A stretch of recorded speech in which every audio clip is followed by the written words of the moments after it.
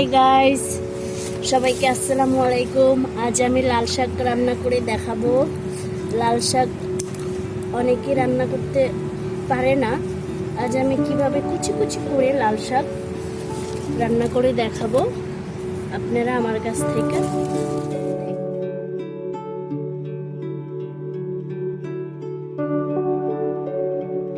করে কুচি কুচি করতে হলে এরকম করে বেছে নিতে হয়। তারপরে আমি বটিটি কুচি কুচি করবো, সেটাও আপনাদেরকে দেখিয়ে দিব। লাল শাক ভাজি করে কিভাবে করতে হয়। এখন আমি লাল শাক দিয়ে দিব।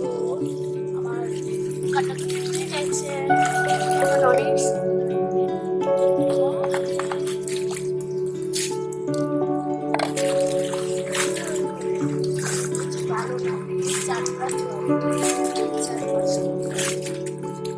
আবার সিদ্ধ করে পানি ফেলে দিবেন না, তারপরে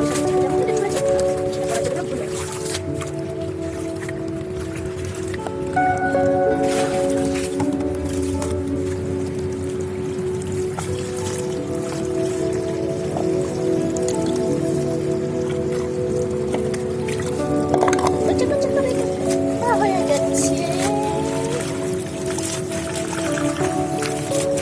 আমার রান্না করতে খুব ভালো লাগে, আর রান্নাটা করতে হয় সবসময় মনোযোগ দিয়ে, না হয় কি লবণ দিব তো মরিচ দিব না, মরিচ দিব তো হলুদ দিব না, এরকম হয়ে যায়। তাই অন্য মানুষের করা যাবে না। রান্না করতে হবে, না হয় ধোয়ার সময় কিন্তু অনেক ময়লা থেকে যাবে, অনেক থেকে যাবে। ভালো করে বেছে নিতে হবে। আমার ধোয়া আর ধুবো না, 4-5টি ধোয়া হয়ে গেল।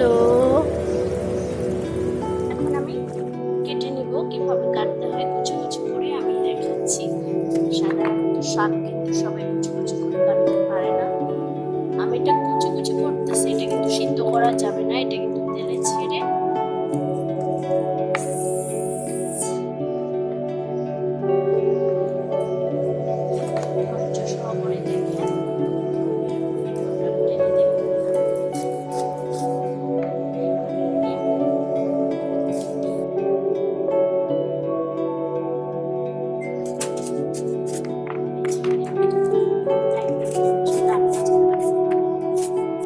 তাহলে তেলে বেশিক্ষণ জাল করা যাবে না। বেশিক্ষণ জাল করলে কিন্তু শাকের আর স্বাদ থাকে না।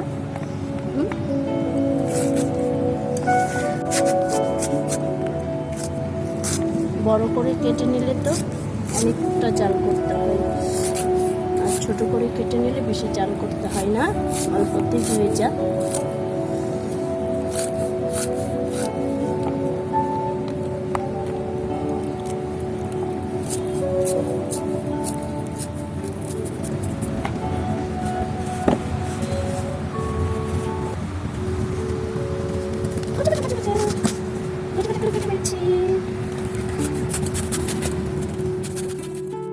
হয়ে গেল আমার শাক কাটা, লাল শাক কাটা হয়ে গেল কুচি কুচি কুচি।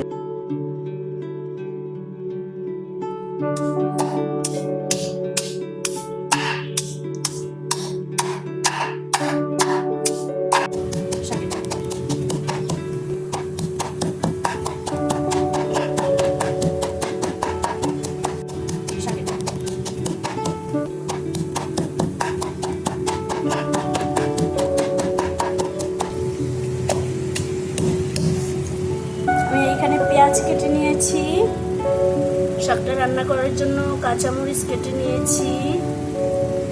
আর আমি লাল শাকটা রান্না করতে চলে আসলাম। দিয়ে দিলাম সয়াবিন তেল,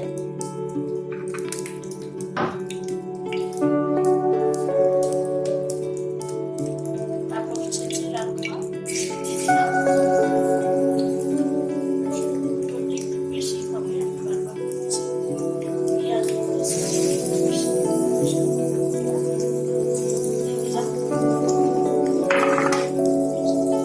পেঁয়াজ,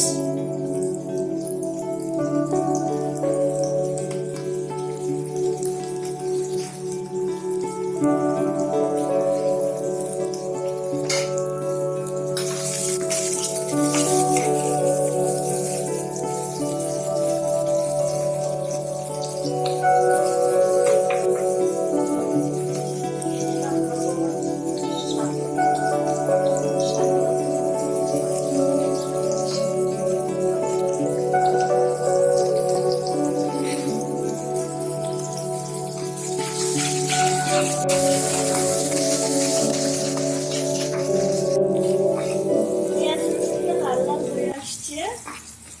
লাল হয়ে আসার পরে আমি এখন দিয়ে দিব কেটে রাখা কাঁচামরিচ।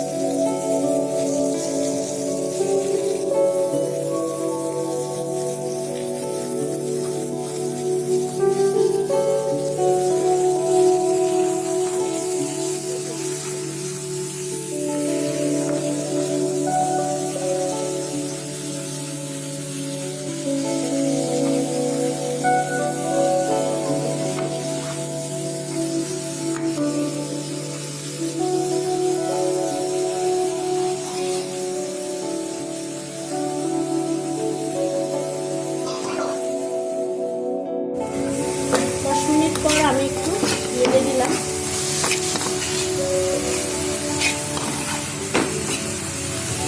আমি আর ঢাকবো না, শাকটা বেশি ঢাকলে কালার নষ্ট হয়ে যাবে। একটু ঢেকে দিচ্ছি, প্রথম কালারটা আসছে, এখন আর ঢাকা যাবে না।